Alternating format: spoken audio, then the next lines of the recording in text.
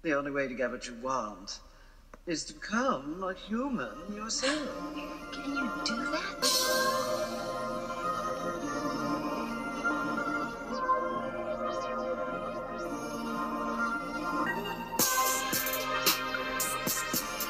Hi guys, and welcome back to my channel. I just want to go ahead and say happy Mother's Day to any mother out there who is watching this video right now. You are loved and greatly appreciated. Today I am working on another drawing where I line my art in pink and purple, just as I did in the previous drawing that you guys saw last week. And if you didn't see that video, then I will be sure to link it in the upper right hand corner. This is an older style that I was interested in last year, and I thought I could revive for Mermay because I just thought it was a whimsical style and it would suit drawing nothing but mermaids all month long. I know in my last video, a few people asked how do I know where to place the pink ink and where to place the purple ink. Well, the pink ink I use to line the whole thing entirely, and the purple ink I line the darker areas. As you can see, her eyelashes are in purple and the chin area is going to be in purple. That's basically showing where there is shadow in the drawing, and I think it brings more depth to my line art. At least that's what I tell myself. I just really like it, to be honest. I just find it playful and whimsical, as stated before. So this is something that you might see,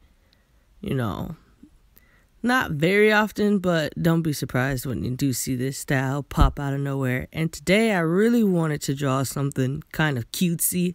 So I drew this big doe-eyed mermaid with cute little buns holding a narwhal. And I thought just because it was already so cutesy or whatever that I would keep the colors light. I didn't want to muddy the feeling of the drawing by giving her dark colors, so I opted for pale or pastel colors.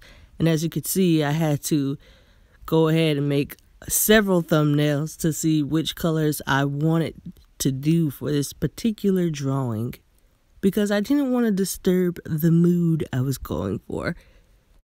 The markers that I chose to use today were the Winsor & Newton Pro markers. And if you're curious about any other supplies that I use, please make sure you check the description below because I will have it linked. Now, the thing about these markers is that they really did not get along with the ink that I used to align the drawing. And if I was good artist, maybe I would have tested that out first instead of being pleasantly shocked as I'm drawing.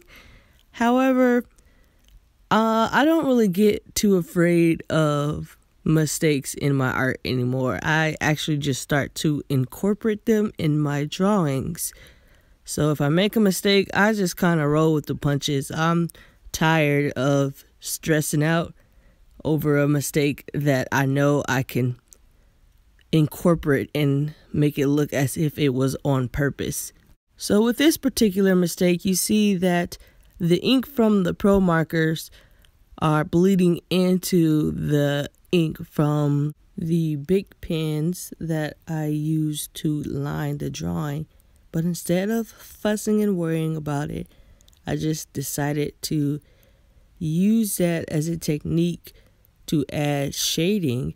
And you can see that I purposely get close to the lines to make it bleed and therefore add a tint of pink and purple around the edges, which kind of looks like shadows.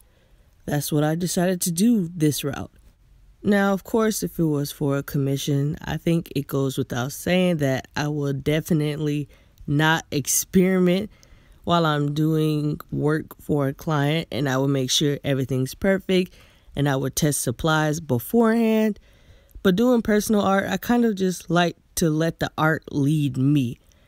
And in saying that, I just want everyone to know that for the month of June, I will not be accepting any commissions because I just want to focus on doing some art that's personal to me and making sure my website comes out finally. So I hope you guys are all okay with that. I'll probably accept commissions soon again. I just need to take some me time to focus on certain things that I want to better, such as editing videos, and I can't do that if I'm constantly swamped in commission. So I hope you guys understand, and that's it for this video. I'll see you soon. Love you. Bye.